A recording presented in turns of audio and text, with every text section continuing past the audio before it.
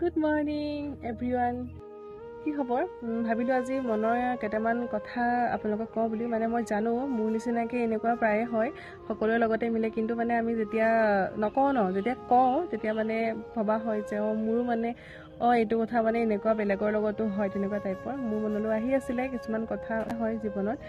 আপুনি আমাৰ ওচৰে পাজৰে এনেকুৱা কিছুমান ব্যক্তি থাকে যিসকল ব্যক্তিয়ে মুখা পিন্ধি থাকে। মানে যেতিয়া আপোনাৰ ভাল কিবা এটা কামত তেওঁলোকে এনেকুৱা দেখুৱায় যে এইটো কাম নহ'ব, এনেকুৱা কৰিব নালাগে, এইটো কাম তোৰ দ্বাৰাই নহ'ব, এনেকুৱা টাইপৰ। যেতিয়া সেইখিনি কথা মানে তেওঁলোকে কিন্তু আপোনাৰ ওচৰত পূৰা ভালদৰে একদম থাকিব, কৰিব পাৰিবি, কিন্তু সিহঁতৰ মনত মানে এটা বেলেগ ধৰণৰ চিন্তা থাকে। আৰু যেতিয়া আপুনি সেই গোটেইখিনি পাৰ কৰি পেলাই আপুনি সেই সফলতাটো অৰ্জন কৰিবলৈ সক্ষম হয়, তেতিয়া কিন্তু তেওঁলোকে এনেকুৱা দেখুৱাই যায় তেওঁলোকেহে যে আপোনাক সেই কৰ্মটো কৰিবৰ কাৰণে অৰিহণা যোগাইছিল, নাইবা তেওঁলোকৰে।